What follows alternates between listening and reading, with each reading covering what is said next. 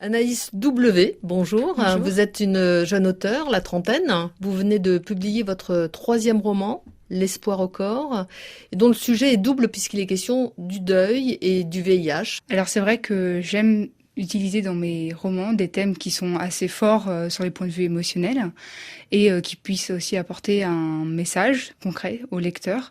Donc le deuil, c'est juste issu d'un cauchemar que j'ai fait et que j'ai eu besoin de retransposer concrètement dans une histoire pour transmettre un témoignage de combativité quelque part avec ce combat contre le deuil. Et le VIH, je pense que j'ai été pas mal influencée par les études de virologie que j'ai fait. J'ai étudié les virus et plus particulièrement, j'ai commencé une thèse sur le VIH.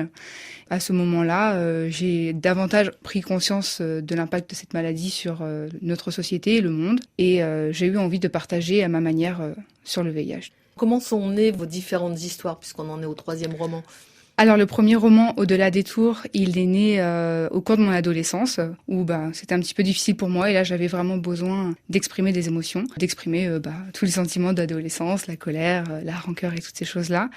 Ensuite il y a eu Déboli et Yavé qui était vraiment un second roman. Je voulais essayer de travailler mon style d'écriture, travailler une nouvelle facette de l'adolescence aussi. Et puis finalement, il y a eu L'espoir au corps. Donc là, j'ai voulu passer à l'âge adulte et à des thèmes beaucoup plus actuels et de société finalement. Justement, de ce dernier roman, vous avez dit, enfin vous avez écrit en tout cas, espérer que les lecteurs apprennent à mieux appréhender la mort d'un proche par exemple, ou la vie quotidienne d'un porteur du virus du sida. Combien de temps vous avez mis pour écrire tout ça en fait? Alors étonnamment, c'est le roman que j'ai pris le moins de temps à écrire. Je pense que du début à la fin, entre toutes les relectures, etc., j'ai dû passer 1 an. Et c'est vrai que le message principal de ce roman, c'était sur le VIH et vivre avec le VIH. J'ai complètement créé ça. J'ai pas du tout lu de témoignages au préalable et je me suis investie émotionnellement le personnage pour essayer de comprendre ce qu'on pouvait ressentir et en prenant quelques informations, bien sûr médicales et sociales auprès de SIDA Info Service pour m'assurer que tout ce que je disais sur les traitements et les données médicales était tout à fait juste. Le but, c'est que le lecteur, à la fin, ait une appréhension différente des porteurs du VIH sur finalement leur normalité. Pas besoin d'être déviant pour avoir le VIH et on n'est pas contaminant à tout va. Quel retour vous avez eu des lecteurs? Qu'est-ce qu'on vous a dit?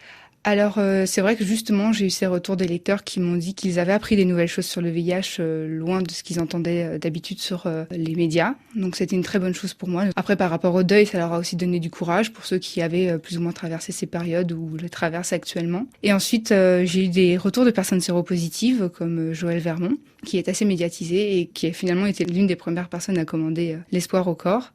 Et puis finalement, voilà, j'ai essayé de rencontrer d'autres lecteurs aussi touchés par le sujet comme Jean-Luc Romero et il a été sensible à ma démarche et à voir s'il lira ce roman. Aujourd'hui, on peut dire que d'avoir mis des mots sur votre histoire, vos différentes vies, est-ce que cela vous apaise?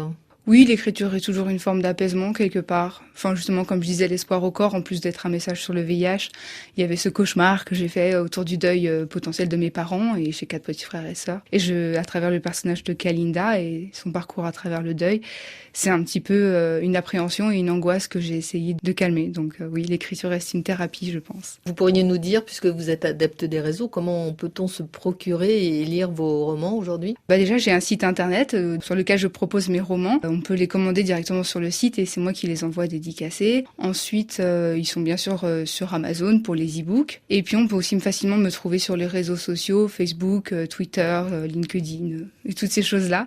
J'adore discuter avec mes lecteurs. Je prends toujours beaucoup de temps à répondre aux questions et c'est toujours avec grand plaisir que je le fais. J'ai l'impression d'avoir mis l'échelle un petit peu plus haute avec L'espoir au corps, donc reste à trouver quel sera mon prochain challenge pour le prochain roman. Est-ce que je fais des suites ou est-ce que je me lance dans quelque chose d'encore nouveau? Merci. Merci à vous.